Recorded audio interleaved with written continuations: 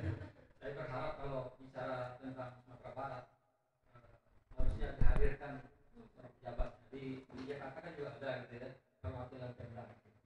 Tapi kalau tidak ada yang hadir, saya khawatir nanti ini di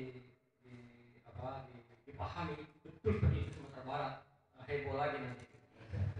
Kalau menurut saya sih ya PKUB Pusat Kerukunan Umat Beragama melayani untuk semua agama, Islam, Kristen, Katolik, Hindu, Buddha, Konghucu.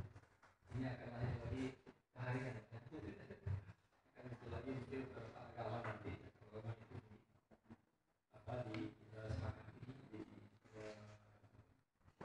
sesuai dengan aturan yang ada di negara kita, itu bisa akan layani.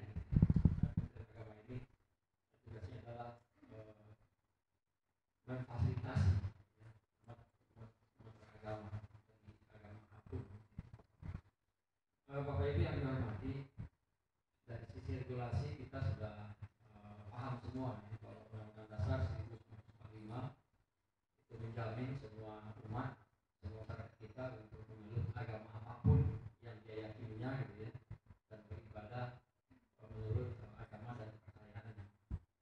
Dan masyarakat Pemda wajib memfasilitasi umat beragama ya, termasuk juga pendirian rumah ibadah wajib hukumnya difasilitasi oleh negara, apalagi tentang agama ini sudah dinyatakan secara resmi keberadaannya dan sesuai dengan peraturan dan peraturan yang ada.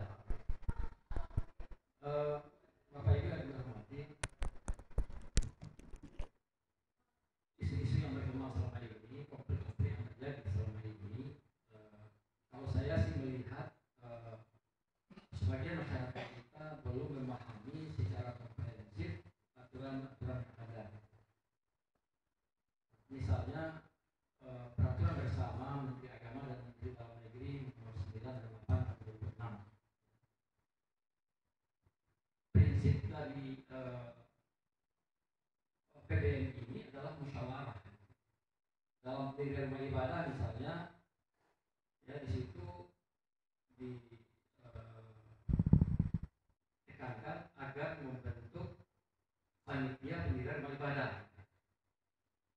Ada beberapa tempat yang kami lihat tidak ada panitia itu langsung pemborong gitu kan. Jadi pemborong yang berhadapan dengan masyarakat. Nah itu terjadi konflik. Kalau dibentuk panitia, kemudian panitianya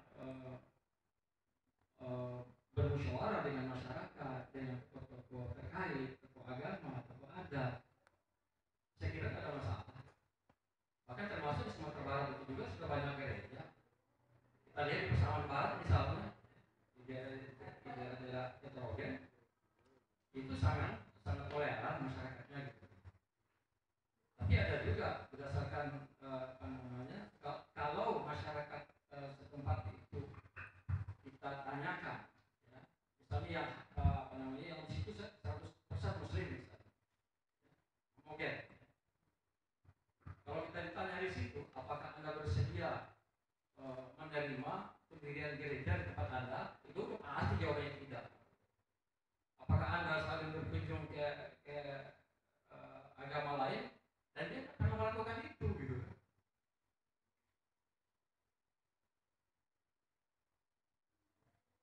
Tapi kalau di daerah-daerah heterogen, di situ ada berbagai agama, saya lihat tidak ada masalah kok. Di berbagai daerah termasuk Sumatera Barat itu sendiri gitu. Nah, begitu juga larangan-larangan yang katanya larangan Natal itu. Makanya saya bilang Pak Nato tadi harusnya duduk bersama dulu lah gitu kan. Musyawarah, prinsip musyawarah itu dilakukan dulu ya. Dengan Pemda setempat, dengan FKUB, Kementerian Agama gitu ya. Kemudian nanti kalau tidak bisa di situ nanti kita bicarakan di tingkat pusat dengan menteri, bisa juga dengan kami dengan PKUB gitu kan, atau dengan Kementerian Dalam Negeri. Saya pikir tidak akan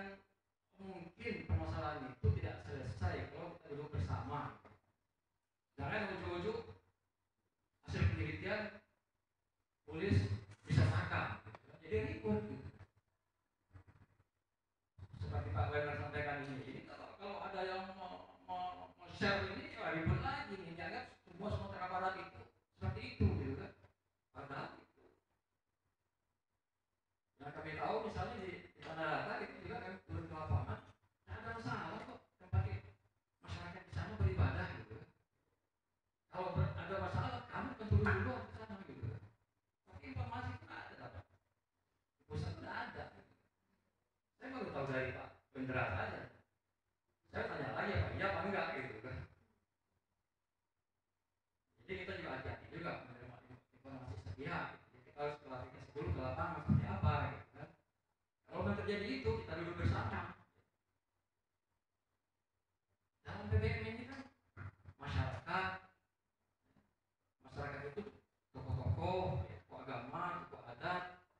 Di situ ada kepala desa atau wali negari atau kemudian juga ada camat, ada FKUB, ada Kementerian Agama, ada Pemda gitu. Dan wajib hukumnya semua menjaga kerukunan dan wajib semua memfasilitasi dalam ibadah. Kalau tidak itu melanggar undang-undang. Kenapa terjadi masalah? Nah itu yang saya lihat ya, kadang-kadang di masyarakat ya, bukan hanya Kristen Katolik, tapi juga di kalangan Muslim sendiri dalam mendirikan rumah ibadah tidak mengikuti prosedur yang ada. Kalau mengikuti prosedur yang ada tidak terpenuhi juga gitu ya, maka Pemda wajib hukumnya memfasilitasi. Itu jelas di PPM itu jelas. Kalau memang di tempat itu tidak mendapatkan rekomendasi untuk 60 orang misalnya, agar umat itu tidak terganggu ibadahnya, ya, Pemda wajib memfasilitasi. Nah ternyata memang ada beberapa Pemda dianggap kurang tegas. Oleh sebab itu kami sekarang berusaha bagaimana supaya FKUB ini diperkuat, diperdayakan. Kalau PDM itu tidak mempan untuk mengikat Pemda, kita akan coba usulkan melalui peraturan presiden. Ada dua hal di dalam PPM itu yang perlu kita perkuat Pemdanya. Yang pertama tadi itu tentang pendirian rumah ibadah. Pemda harus tegas. Kalau masyarakat di situ memang tidak bisa, ya dia cari lokasi lain di lingkungan itu. Tapi jangan sampai umat kita yang tidak bisa beribadah kan sudah dijamin oleh undang-undang. Terus yang kedua terkait dengan pemberdayaan KUB. Memang betul yang disampaikan Pak Bendera tadi. Ya, di Sumatera Barat itu ada 3 kabupaten yang belum terbentuk FKUB. Kabupaten Tanah Datar, Kabupaten Agam, dan Kabupaten Pesisir Selatan. Kemudian di Papua Barat juga ada beberapa kabupaten yang belum, dan di daerah Pemekaran juga ya, baru di Indonesia ini baru 511 FKUB kabupaten kota, ya, kota provinsi. Ada sebagian besar memang mereka tidak cukup memiliki dana untuk melaksanakan tugas-tugas mereka, peran mereka yang sangat strategis dan sangat penting. Mereka hanya mengandalkan bantuan dari kami, ya, dari Kementerian Agama, dari PKUB. Tahun lalu itu kita berikan bantuan untuk FKUB kabupaten kota itu masing-masing 50 juta untuk seluruh Indonesia. Untuk provinsi itu 60 juta. Dan tahun ini anggaran Kementerian Agama itu turun sangat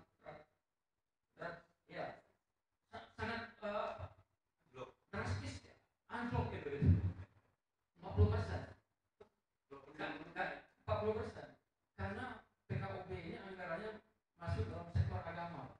Sektor agama itu kecil sekali anggaran kita, yang besar itu sektor pendidikan. Nah, sehingga tahun ini kita mampu untuk memberikan bantuan ke FKUB itu 40 juta setiap kabupaten kota, 50 juta untuk provinsi. Kalau hanya dengan uang 40 juta FKUB kabupaten untuk melakukan dialog, sosialisasi, menyerap aspirasi, menyampaikan aspirasi, itu agak berat gitu ya. Ada juga sih beberapa Pemda luar biasa perhatiannya. Sisi Jakarta misalnya itu sampai 4,5 M FKUB, apalagi Sulawesi Utara gitu ya, itu bukan hanya studi banding dalam negeri untuk FKUB, rumus FKUB, studi banding ke luar negeri itu juga biaya ya. Dan dalam waktu dekat ini bulan April nanti akan ya diadakan konferensi internasional, itu juga dibiayai oleh Kalimantan Timur, Kalimantan Barat, Kalimantan Utara itu. Tapi sebagian besar mereka kurang kepeduliannya pada pemberdayaan FKUB. Oleh sebab itu ke depannya kita ya berharap pemerintah lebih memperhatikan gitu. Dan baru-baru ini ada wacana di Pak Wapres dikuatkan oleh Pak Menteri Dalam Negeri untuk membentuk FKUB nasional. Kita sangat mendukung gitu ya. Karena ada juga pertanyaan apakah tidak bentrok nanti dengan FKUB. Saya bilang tidak. Karena FKUB itu tugasnya kan paling tidak tempat itu berdialog itu dengan tokoh agama, tokoh masyarakat, ya, ormas keagamaan, kemudian menyerap aspirasi masyarakat. Kalau mendirikan rumah ibadah misalnya ya, apa yang perlu dilakukan untuk mendekati masyarakat, untuk bermusyawarah dengan masyarakat, duduk bersama dengan masyarakat. Nah, nanti FKUB ini menyerap aspirasi itu, ada itu menyampaikan nanti ke dalam bentuk rekomendasi ke Pemda. Oh di sini ternyata begini. Oh sulit mendirikan rumah ibadah di sini karena sulit ini. Nah, Pemda nanti akan mengambil inisiatif, gitu kan? Bagaimana supaya rumah ibadah itu berdiri di situ, atau di wilayah lain ya yang dekat dari situ. Nah, kemudian sosialisasi kebijakan. Yang hal itu kalau dibentuk lagi FKUB nasional ya itu semakin kuat.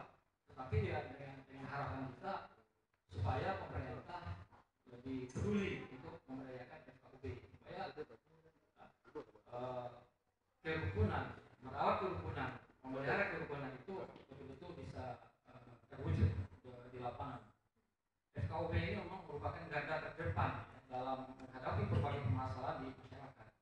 Dan memang betul masih banyak FKUB kita yang belum maksimal dalam melaksanakan tugasnya karena berbagai kendala gitu ya.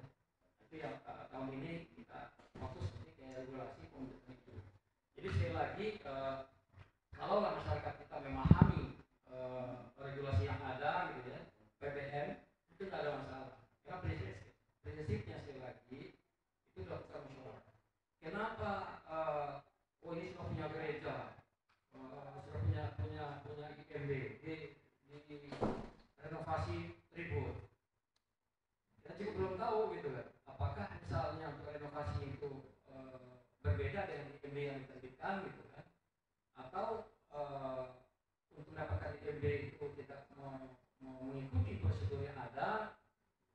Itu yang saya lihat di lapangan gitu. Tapi kalau yang aman-aman saja, kalau kita bandingkan ya gereja dengan masjid di Indonesia ini, bandingannya kalau masjid dengan muslim itu 700, kalau gereja itu 300. Kita akan buat nanti per kabupaten, berapa umat Islam, berapa masjid, berapa Kristen, berapa masjid, berapa masjid, ya berapa Hindu masjid, berapa pura misalnya gitu. Kita coba nanti. Kadang kan muncul isu ini, kadang rumah tinggal yang awalnya sudah disepakati dengan developer, rumah tinggal boleh digunakan untuk yang lain, atau nanti jalan jadi ibadah. Itu kan muncul juga permasalahan. Namun demikian ya kalau di situ tidak ada tempat ibadah ya Pemdanya harus memfasilitasi. Jangan sampai umat beragama, siapapun dia, agama apapun dia, jangan sampai dia tidak bisa beribadah gara-gara tidak punya tempat ibadah. Itu prinsipnya. Terima kasih Pak Dipasri. Saya mencatat beberapa hal tadi soal ini sebenarnya perlu dilihat. Kalau tadi Pak Dipasri kami belum dapat laporan kok gitu ya. Mungkin nanti ini yang perlu disampaikan kepada teman-teman di wilayah gitu ya. Pusat juga butuh tahu kalau memang ada permasalahan gitu ya. Kalau saya begini Mas, satu lagi. Ya. Kalau saya berharap hasil penelitian seperti tadi itu coba diundang, sampaikan ke kami siap untuk memfasilitasi, undang gubernur, undang bupati, undang silakan di situ dipaparkan. Iya. Tapi kalau dipaparkan di masyarakat seperti ini, saya yakin nanti itu akan tambah ramai gitu kan. Apa iya? Saya minta Pak Wendra, Pak Sudarto sampaikan ke kami siapa fasilitas, negara siapa fasilitas, ya seperti itu. Kalau udah gubernur, bupati, wali kota, ya, kemudian FKUB, Kantor Kementerian Agama, fasilitas silakan ngomong di situ, ya. Supaya nanti tidak terjadi salah paham. Rekomendasi itu bisa ada yang bisa dilaksanakan, kalau tidak ya alasannya konkret gitu kan. Kalau di sini menurut saya ya saya sih ya. Iya. Kami setuju Pak. Kami juga mendorong bahkan korban langsung teman-teman dari HKBP, dari Katolik dan dari GPDI dan GBIS itu untuk berkoordinasi dengan PGI dan KWI di sini untuk segera melaporkan langsung kepada Kementerian Agama, kepada Komnas HAM dan juga Ombudsman di sini. Itu kami harap ada solusi konkret nanti ke depannya bagaimana menghadapi persoalan ini. Dan menjadi concern saya tadi, kalau PBM tidak dipahami oleh masyarakat lantas mau dinaikkan menjadi peraturan presiden, nah saya teringat kalau diskusi di Mahkamah Konstitusi itu akan selalu di-challenge dengan pertanyaan, ini permasalahan norma atau permasalahan implementasi gitu. Jadi jangan-jangan normanya sudah bagus sekali nih di PBM begitu, tapi ternyata implementasinya yang masih sengkarut, belum ada peraturan yang lebih kokoh. Bukan merubah, bukan merevisi PBM, meningkatkan, menguatkan pemberdayaan FKUB itu. Oke, FKUB ini yang akan ditingkatkan menjadi. Kalau PBM ini sulit karena dalam penyusunannya itu melibatkan tokoh-tokoh semua agama. Oke. Berarti peran FKUB yang mau diperkuat ya Pak ya? FKUB yang kita perkuat dan peran Pemda yang kita perkuat. Peran Pemda yang diperkuat. Oke, iya. Karena nanti kalau jadi masalahnya apa, jawabannya apa takut nggak nyambung begitu kan? Nah, jadi kalau memang FKUB kemarin kami juga ada diskusi berkaitan tata kelola keberagaman, kita membahas banyak soal FKUB dan memang ini belum ada standar yang sama. Tergantung support Pemdanya gimana. Seperti di Jakarta itu bagus sekali praktiknya. Tapi di tempat lain misalnya nggak usah jauh-jauh dari sini, Banten dan Jawa Barat, wah itu masih bermasalah gitu ya. Nah di sini kita kalau tadi ternyata Kemenak punya tantangan ya Pak soal anggaran itu juga menjadi penting, gitu kan? Karena bagaimana ceritanya 40 juta mensosialisasikan mengupayakan keberagaman di masing-masing wilayah begitu. Itu gimana ya cara gitu. Nah mungkin ini juga bisa kita langsung tanyakan kepada Pak Suhaidi. Sebetulnya standar pelayanan publik ini gimana Pak? Gitu ya. Apakah dengan anggaran yang sedikit akhirnya itu menjadi excuse untuk pelayanan publik itu boleh dikompromikan atau seperti apa seharusnya pelayanan publik secara khusus? Nanti mungkin Pak Suhaidi bisa membahas juga pelayanan publik dalam pendirian rumah ibadah ini bagaimana? Karena seperti yang tadi Pak Nifasri bilang, harusnya PBM itu mengatur kalau tidak memenuhi 60 orang dari masyarakat gitu ya, dan tidak ada 90 umat, itu tidak bisa dijadikan rumah ibadah, tapi wajib difasilitasi oleh Pemda. Nah itu juga tidak terjadi sebetulnya. Nah itu bagaimana Pak Suhaidi selama ini? Mungkin ada banyak aduan ke Ombudsman, Bapak mungkin bisa menyikapi Ombudsman bagaimana menghadapi hal ini. Silakan Pak. Terima kasih. Assalamualaikum warahmatullahi wabarakatuh. Selamat pagi, salam sejahtera Bapak Ibu sekalian yang saya hormati, teman-teman narasumber, moderator yang saya hormati, para jurnalis yang saya cintai. Pertama terima kasih atas waktu yang diberikan untuk diskusi pada pagi hari ini. Jadi memang saya di Ombudsman banyak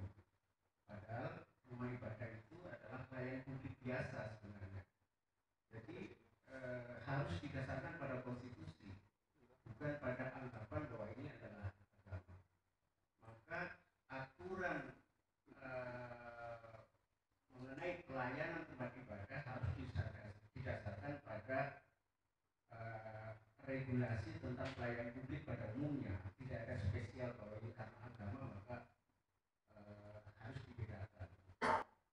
Yang kedua, saya kira juga ada regulasi ini didasarkan pada anggapan paradigma bahwa negara itu beragama.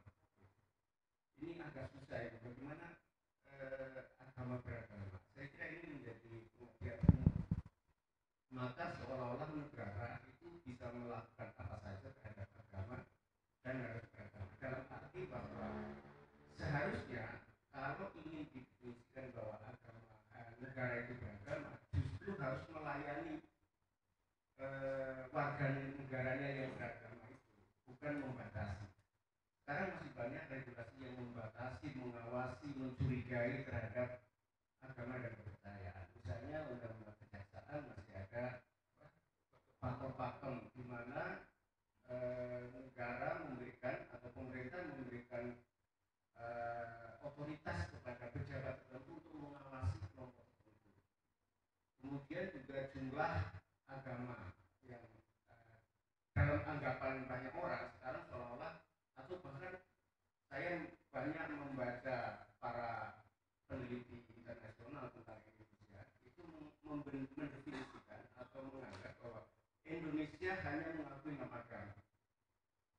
Padahal statement itu ada di penjelasan Undang-Undang Nomor 165 sedang menarasikan realitas bahwa 6 agama itu banyak dipeluk oleh bangsa Indonesia, karena itu perlu dilayani. Nah, pelayanan ini juga menurut saya masalah itu, mendefinisikan tentang pelayanan. Pelayanan itu seolah-olah pemerintah harus memberikan dalam bentuk fisik. Padahal kalau dari perspektif hak, yang terpenting itu justru hak. Jadi melayani adalah memberikan hak. Ini yang menurut saya terjadi kekacauan. Itu mengapa misalnya soal pembatasan umat yang boleh mendirikan tempat ibadah. Memang justru karena tempat ibadah itu bukan bagian dari forum internal, maka pemerintah memang harus mengatur. Tetapi coba bayangkan kalau misalnya benar-benar didefinisikan secara adil seperti paradigma sekarang bahwa negara beragama karena itu harus melayani empat agama, berarti di setiap tempat itu harus ada minimal tempat ibadah 6 agama itu. Itu kalau definisikan konsisten. Nah, tetapi masalahnya kan bukan di situ. Masalahnya adalah bahwa pelayanan publik itu ini sesuai dengan aturan-aturan umum pada umumnya, ya, sebagai hak setiap individu. Misalnya kalau ada, saya mungkin kasih contoh sedikit ya, di beberapa kota besar di negara maju seperti London misalnya, yang saya tahu ada wilayah yang sama sekali tidak bisa lagi diubah tata ruang dan tanah, peruntukan tanah, sehingga meskipun ada umat baru, umat agama baru yang tumbuh dan besar, itu sama sekali tidak bisa mendirikan tempat ibadah karena sudah tidak mungkin lagi ada peruntukan baru bagi layanan ya semacam itu ya. Nah, oleh karena itu ini memang menguntungkan bagi agama yang terdahulu ya. Tapi kalau di Inggris ada Kristen. Nah, agama yang datang belakangan dalam situasi atau dalam wilayah seperti itu bisa mendirikan tempat ibadah kalau dengan cara membeli gereja. Nah, saya beberapa satu dua komunitas bersama Ismaila saya temukan di London, dia tidak bisa mendirikan tempat ibadah baru bukan karena dilarang, bukan karena diskriminasi, tapi karena RT RW-nya itu sudah tidak bisa diubah. Sehingga, nah, jual beli tempat ibadah itu juga sesuatu yang normal saja gitu. Karena ini tempat ibadah itu sesuatu yang saya nggak bilang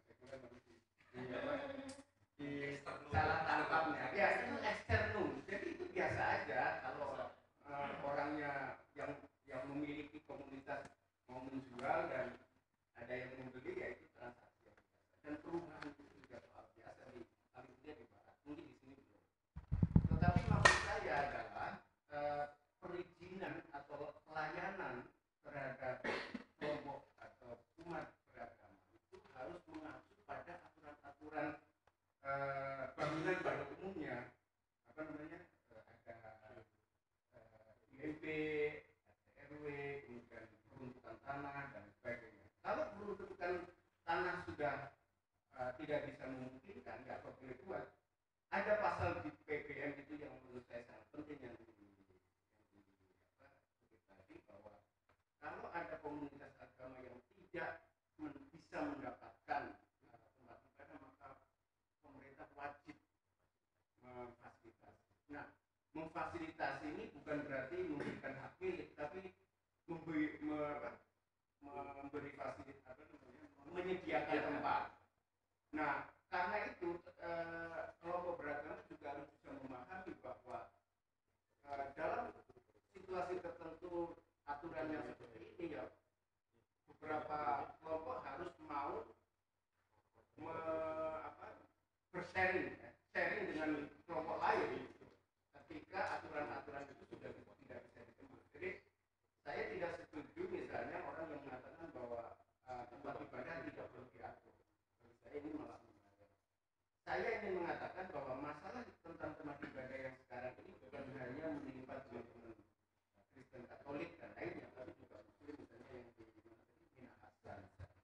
Dan itu yang tidak terkuat juga banyak ya, di tempat lain. Jadi jangan menganggap bahwa ini hanya masalah global. Sehingga menurut saya sebelum itu ada satu lagi masalah tentang agama dan kepercayaan. Sebenarnya kalau kita konsisten dengan konstitusi, dua agama ini, dua entitas ini harus diperlakukan sama. Jadi kalau aliran kepercayaan, meskipun mungkin kementeriannya bisa aja lain, tidak ada masalah. Misalnya agama di Kementerian Agama, itu tidak masalah. Tetapi posisi politiknya harus disetarakan, terutama karena ada putusan MK tahun 2007, MK 2017, yang awal 2009. ya. Tapi aliran tentang aliran kepercayaan itu tentang 2017 menghayat. Ya. Nah, jadi dalam putusan MK itu, MK dengan jelas mengatakan bahwa agama tidak disebut agama ya, dalam hal ini, kecuali termasuk di dalamnya kepercayaan. Jadi itu kesetaraan itu sudah pasti. Sehingga tadi di samping paradigma bagaimana melihat pelayanan rumah ibadah, perlu juga perubahan bahwa negara beragama ini sebenarnya membingungkan. Tapi saya, kalaupun dipaksa itu harus diartikan bahwa agama harus negara harus melayani semua agama, tidak boleh ada pembatasan. Kemudian yang ketiga tentang kesetaraan itu, kami mendapat laporan ada kelompok di komunitas di Kalimantan Tengah yang mengajukan akte dengan di dalamnya ada nama agama, jadi agama beragama saya. Kemudian justru karena itu dia mendapatkan dari Kumham. Kemudian dia membawa sertifikat itu ke Kementerian Agama. Nih, kami sudah diakui sebagai kelompok agama.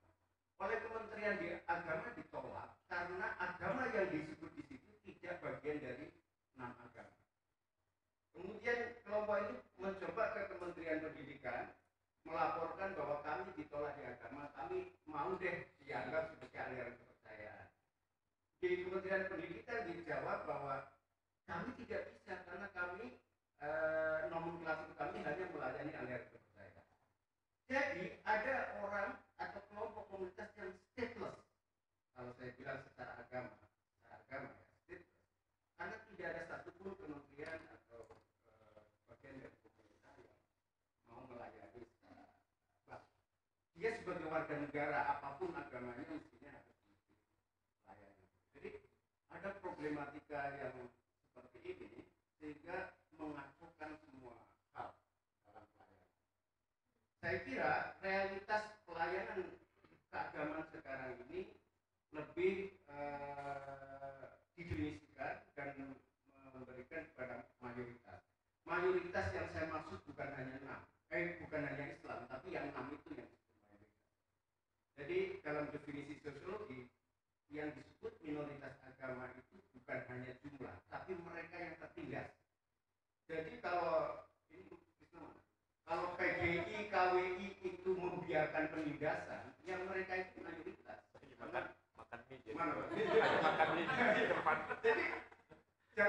jangan menganggap bahwa teman-teman Protestan Katolik itu minoritas di situ mayoritas. Kalau ada penindasan mereka bagian dari penindas itu. Terus terang karena misalnya ada teman-teman Protestan atau Katolik di tempat lain itu terjadi seperti ini ya harus mereka yang membela harusnya dan mereka harus berhadapan-hadapan dengan dengan pejabat penindas itu.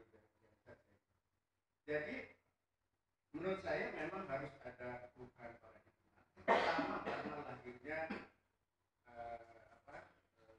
putusan MK. Jadi saya kira undang-undang tentang pelayanan agama harus disatukan dengan pelayanan terhadap aliran kepercayaan yang kementeriannya boleh saja berbeda. Yang kedua, saya atau selanjutnya, saya di dalam tulisan saya tadi mengirim tulisan untuk ini, saya ingin mengusulkan agar kementerian atau PP tentang Kementerian Agama itu mengubah nomenklatur pelayanan yang menyebut agama yang 6 itu adalah diskriminatif terhadap yang lain. Jadi mestinya pelayanan Kementerian Agama itu didasarkan pada jenis pelayanan, misalnya pendidikan agama, pelayanan rumah ibadah itu semuanya harus masuk ya. Dan pelayanan haji dan di Protestan apa nama haji? Ke Israel kan? Nggak ada.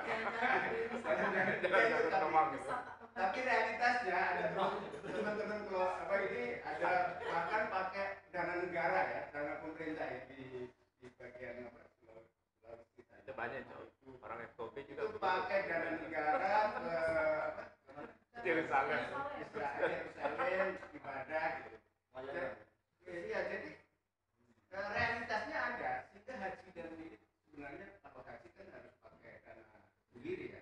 Nah yang lebih parah terus terakhir pakai dana APBD. Harusnya ada aturan yang sama, jadi ada pelayanan haji dan pilgrim lah. Jadi mungkin juga hidup mau pendidikan kan.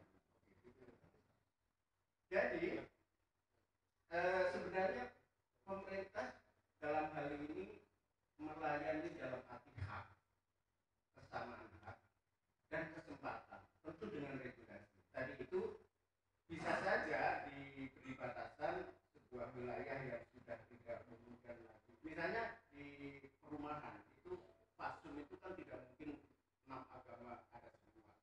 Jadi mungkin dalam hitungan tadi bisa bagi kelompok agama dan aliran kepercayaan yang tidak memenuhi jumlah tertentu bisa beribadah di tempat yang disediakan oleh pemerintah secara seri.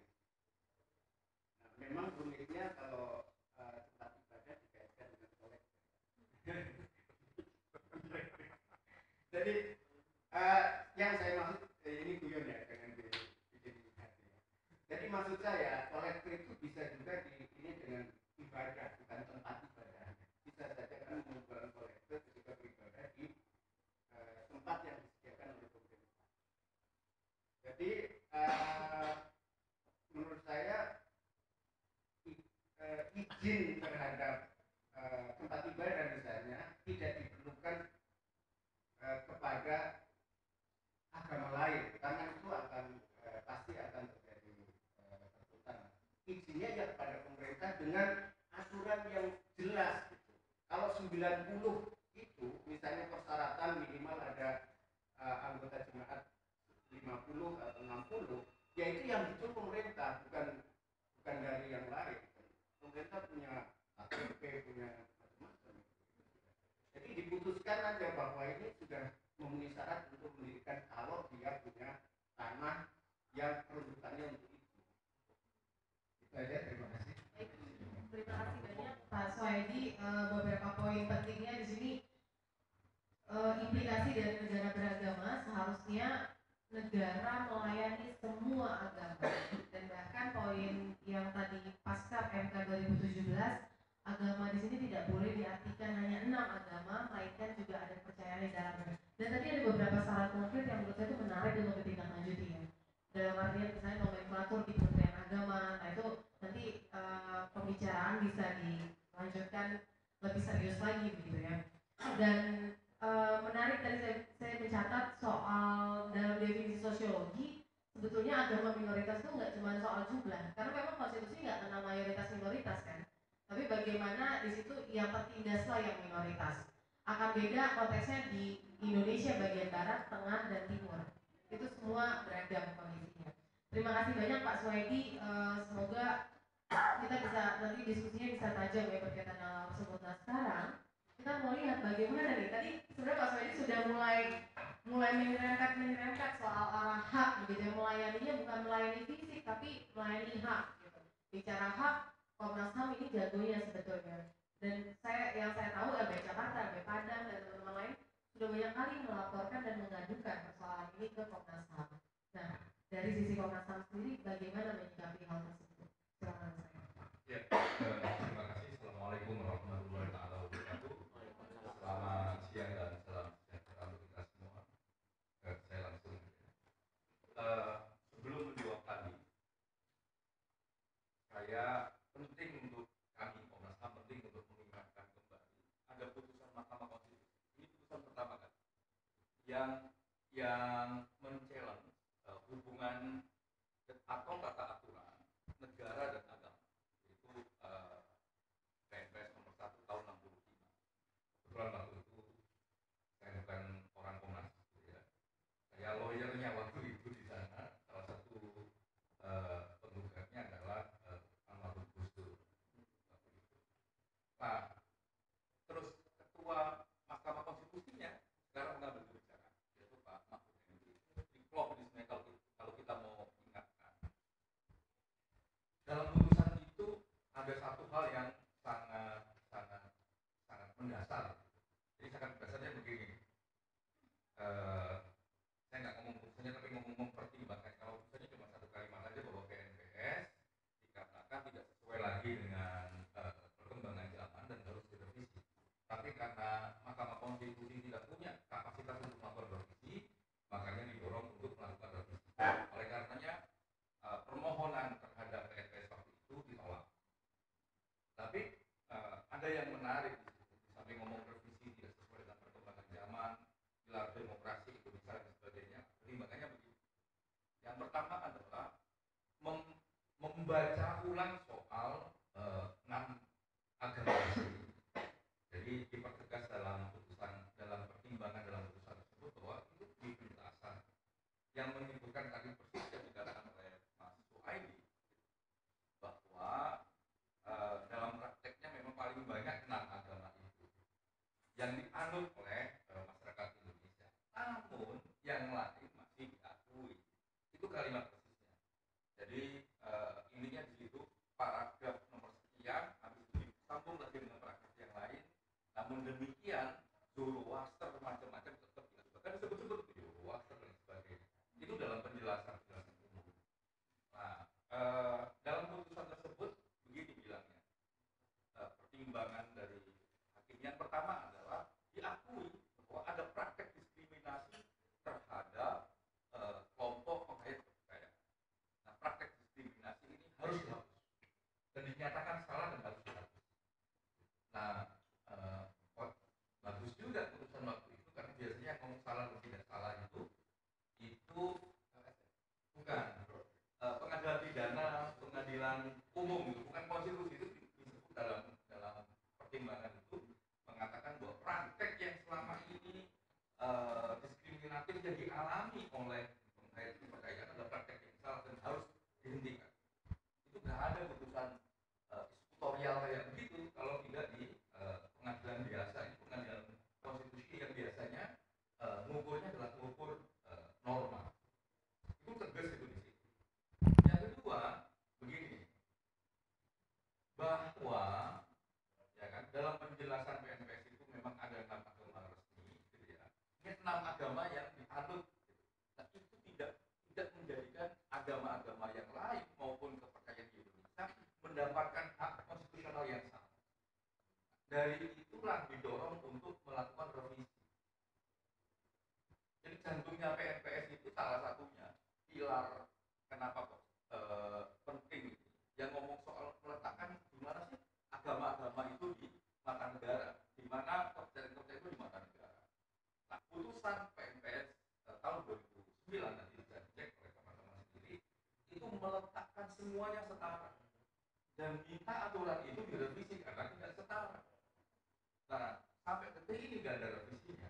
Sebenarnya ada revisinya yang 3 tahun yang lalu sudah digagas oleh Pak Menteri Lukman. Saya bagian dari tim yang nyusun atau pelindungan, Pak. Yang pelindungan umat beragama, yang kerumunan sektor yang lain yang nyusun. Nah, saya bagian tim di dalam sana. Lumayan sebenarnya, cuma ya sampai sekarang belum dipublish. Itu masih sifatnya internal. Secara politik memang butuh dukungan Pak semua pihak. Semua pihak butuh meletakkan bahwa kita kepingin negara ini negara yang jauh dari praktek-praktek diskriminatif, yang jauh dari praktek-praktek yang tidak menghargai, tidak menghormati semua manusia. Jadi kami mengingatkan, gara-gara putusan itulah seharusnya sudah tidak boleh lagi dikatakan agama resmi dan tidak resmi. Toh sebenarnya nggak ada. Satu-satunya aturan yang mengatakan resmi dan tidak resmi itu di PP-nya Akminduk. Akminduknya sendiri nggak ada, PP-nya malah ada. Saya bilang ini geleng-geleng kepala deh. Harusnya kan nggak boleh. Jadi kita mulai budayakan bahwa tidak boleh penyebutan agama resmi dan tidak resmi. Karena sekali lagi semua agama di mata konstitusi sama.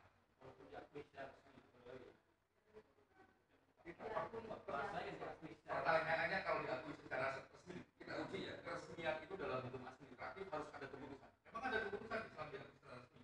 Memang ada keputusan Kristen diakui secara resmi, kan nggak ada. Memang ada keputusan Hindu dan lain sebagainya itu diakui secara resmi, nggak ada. Yang ada adalah di penjelasan PNPS itu sifatnya undang-undang, bukan keputusan. Nggak ada keputusan administratif apapun.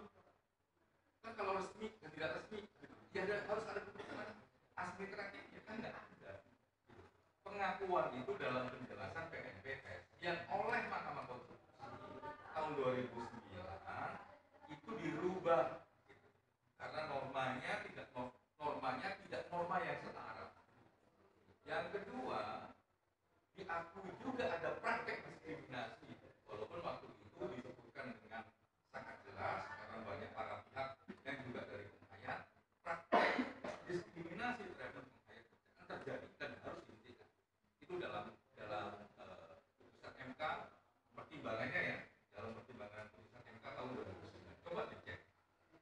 Karena waktu itu saya salah satu bagian yang maju sebagai lawyernya. Awalnya saya kepingin maju sebagai penggugatnya aja, pemohonnya aja. Ya udah, lawyer aja ya udah.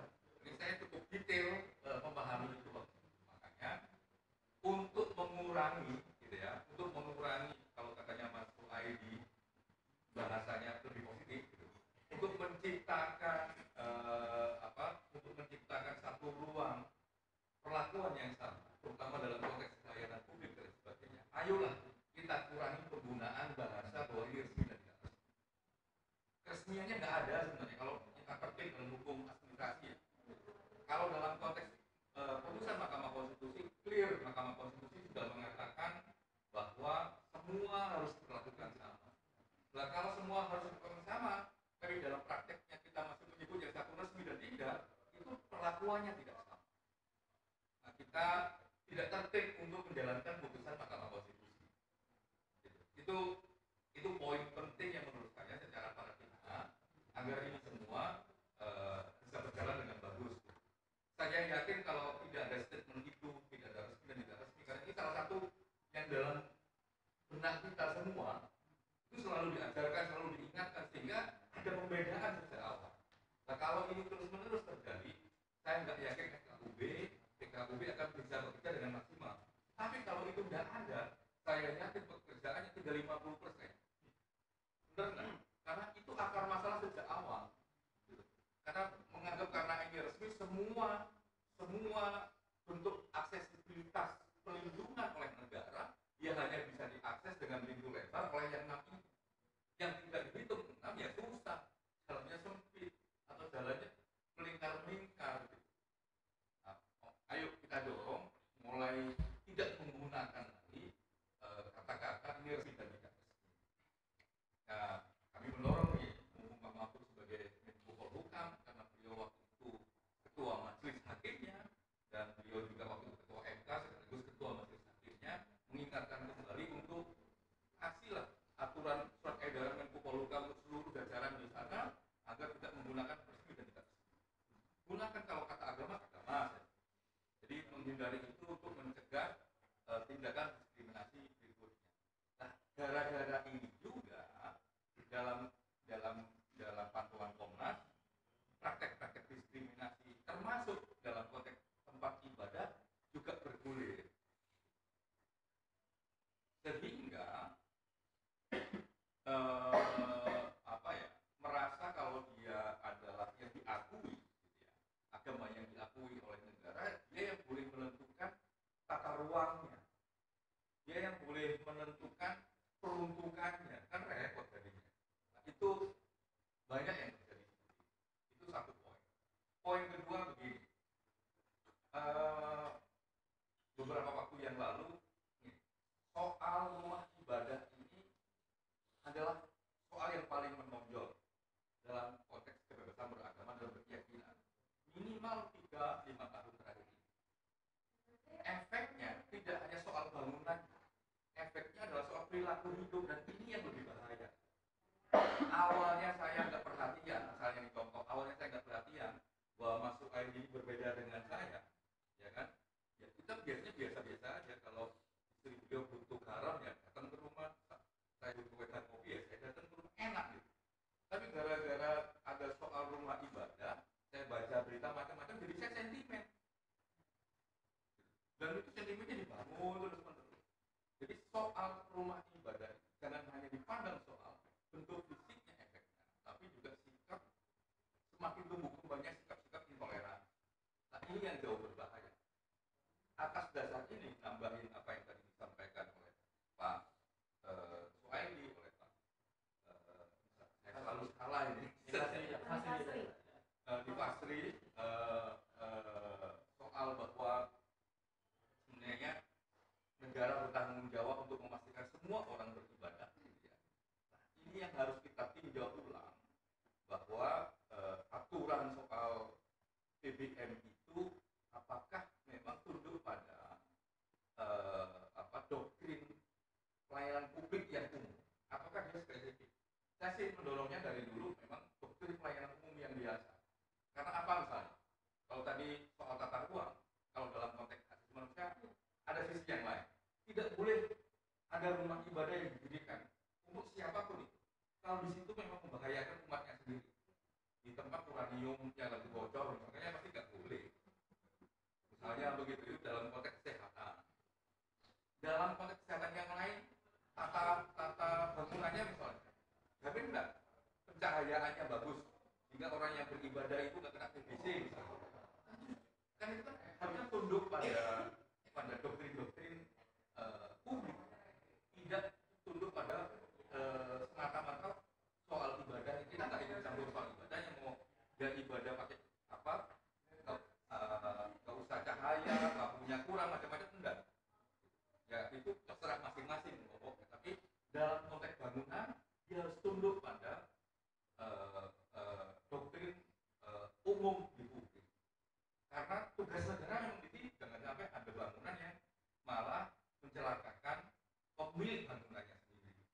Ya baik soal kesehatan maupun soal-soal yang lain. Jadi kami setuju untuk. Nah, yang berikutnya yang ini penting adalah law enforcement. Nanti terakhir saya akan ngomong soal Komnas. Law enforcement. Sebenarnya lepas dari kita setuju dan tidak setuju dalam konteks law enforcement ini yang dilakukan oleh polisi, ada SE Kapolri. Kita lupa pada SE Kapolri. SE Kapolri itu kebetulan waktu itu saya bagian yang juga mendorong dan merancang gitu. SE Kapolri walaupun hasilnya ya kompromi kayak itu, tapi SE Kapolri itu wataknya adalah meletakkan problem keagamaan itu tidak semata-mata dideketin dengan cara law enforcement. Nah, ini yang kita lupa. SE Kapolri itu membuka ruang dialogis karena memang dalam konteks hak asasi manusia problem kebebasan beragama dan berkeyakinan kan ada dua pilar utama, pilar kekerasan dan pilar tindakan intoleran. Kalau kekerasan ya law enforcement, kalau tindakan intoleran perbedaan, ketidaknyamanan, saya nggak nyaman sama Tiwin karena dia agamanya apa, saya agamanya apa, atau sama masuk ID saya kepercayaan dia apa namanya Islam misalnya, saya sering bakar lupa misalnya, dia terganggu karena doanya nyentel nggak sampai ke langit misalnya begitu gara-gara saya sering bakar lupa. Ketidaknyamanan itu bukan law enforcement harus, tapi dialogis. Nah, SE Kapolri itu harusnya kayak begitu. Nah, berbeda dengan dia kekerasan atau memang siar kebencian. Nah, itu lain. Nah, kalau misalkan contoh kayak kasusnya Darto, apakah dia bagian dari intoleransi atau kekerasan? Dia bukan kekerasan. Enggak ada orang yang dikerasin. Emang ada orang yang dikerasin kan? Enggak. Gampangnya begitu. Artinya SE Kapolri bisa dilakukan. Apakah itu tindakan intoleransi? Kita cek siapa intoleran dan siapa yang tidak. Nah, dialogis itulah yang sebenarnya juga dalam konteks-konteks yang lain meredam ini. Karena kalau kan persis kayak kasus yang Kowai, Meliana, itu kalau SE Kapolri dijalankan dengan baik, nggak ada bakar-bakaran, nggak ada ketegangan yang begitu. Untuk para pihak yang di lapangannya ya. Tapi kalau orang yang provokasi, kebencian, macam-macam fitnah gitu ya, terus melakukan pembakaran, ya polisi boleh melihat. Nah, tradisi ini sekarang kehilangan. Dulu di beberapa praktek ketika SE Kapolri ini awal-awal disahkan gitu oleh Pak Badudin Pak BH ini tahun 2006, itu pendekatan polisi lumayan gitu. Dan itu mengurangi ketegangan-ketegangan, dan minimal kalau ketegangannya berkurang, efek sentimen keagamannya juga turun. Nah, ini tidak ada. Nah, kami mengingatkan memang untuk law enforcement ini dalam konteks kebebasan beragama dan berkeyakinan, gunakan SE tersebut dan hati-hati menggunakan law enforcement. Tidak semua ruang kebebasan beragama bisa dilakukan dengan law enforcement. Jadi kalau kami pribadi misalnya kasusnya Dato, karena kami juga ada tim yang turun ke sana karena kebetulan ada kepala perwakilan, faktanya memang ada problem soal ibadah, menjalankan ibadah di sana. Itu faktanya. Sehingga ya nggak bisa. Jadi memang kami ingin law enforcement ini dalam ruang yang kebebasan beragama dan berkeyakinan berbeda pelaksanaannya dengan ruang yang lain. Karena ada sisi-sisi yang memang kadang-kadang efektif dengan law enforcement, ada sisi-sisi law enforcement malah menambah perkara. Efeknya semakin besar nggak terkendali. Yang terakhir itu soal Komnas HAM dalam konteks kebebasan beragama punya dua sisi persis kayak logika yang ada di SE. Sisi yang lain memang berupaya mengajak semua pihak untuk berlomba-lomba memerangi intoleransi. Nah, cara memerangi intoleransi bertemu, berdialog, mengajak semua pihak. Bahkan pihak-pihak yang keras pun ya kami temui, kami kasih tahu nggak bisa kayak begitu. Pendekatan kami ya pendekatan hak manusia. Nah, yang lain adalah memang law enforcement. Kalau memang ada yang masuk dalam kategori yang harus ada law enforcement, kami dorong kepolisian. Kami pastikan kepolisian harus ambil alih itu. Kalau enggak, ini kemana-mana. Nah, salah satunya untuk law enforcement kami pakai kadar prinsipal. Kadar prinsipal itu mengukur level ancamannya, tripnya itu di mana. Kalau misalkan mungkin masalahnya sederhana, kayak rumah ibadah misalkan. Masalahnya sebenarnya sederhana saja. Tapi karena kelompok ini terus-menerus, ini di kabupaten ini dia, di kabupaten ini dia, di kabupaten yang lain ini dan sebagainya, dan isunya tidak hanya rumah ibadah dan sebagainya, kami kami bilang ke polisi ini treatmentnya nggak boleh lagi dukungan sosial, ini treatmentnya harus law enforcement. Kalau polisinya nggak bisa law enforcement, polisinya kita suruh geser-geser aja ke pimpinannya, karena nggak menjaga keberagaman. Karena sekali lagi persis ini seperti pertama kali kami dibuka sidang di Mahkamah Konstitusi itu prosesnya sejak tahun 2007, dan satu-satunya sampai detik ini sidang paling besar di Mahkamah Konstitusi adalah sidang PNPS nomor 1 tahun 65. Dari segi jumlah ahli yang didatangkan hampir 100. Dari segi sidang seminggu 2 kali kan. Dari segi protokol khusus kami ini belum pernah orang sidang di Mahkamah Konstitusi yang masuk lewat belakang, kami lewat belakang hakim. Ini ancaman. Karena ancaman. Belum pernah di Mahkamah Konstitusi yang brutalitasnya nyembelih kambing gitu. Mahkamah Konstitusi juga belum pernah kayaknya. Kalau lempar-lemparan kayaknya sih ada, tapi kalau nyembelih kambing enggak. Itu di intro sidang itu begini. Permohonan ini sangat serius karena baru pertama kali mendiskusikan ulang sejak kemerdekaan, bahkan sebelum kemerdekaan soal relasi negara dan agama kayak apa.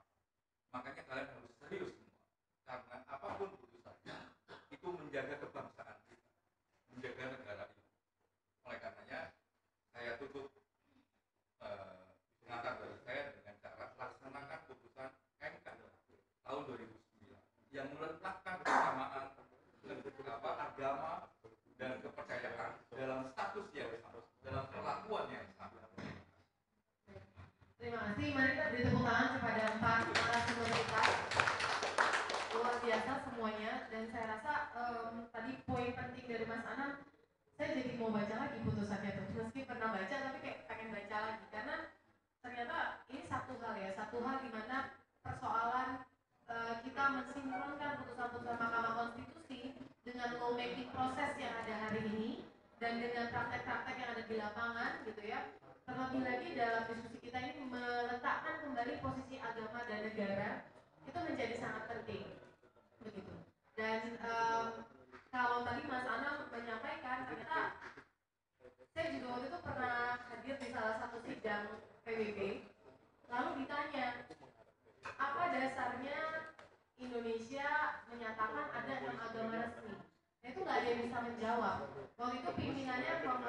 Haritresuti Haritresnowo. Di situ Prof. Haritresuti Haritresnowo bilang bahwa Indonesia tidak pernah menyatakan ada 6 agama resmi, kecuali yang baru dari PP Adminduk tadi yang Mas Anam bilang. Nah, ini bagi saya, kita semua yang hadir di ruangan ini menjadi agen-agen untuk memperluas diskusi hari ini ke publik bahwa seharusnya tidak ada lagi penggunaan diksi tersebut. Oke, tidak usah berpanjang, saya membuka ruang bagi kita untuk tanya jawab karena akan ada sholat Jumat.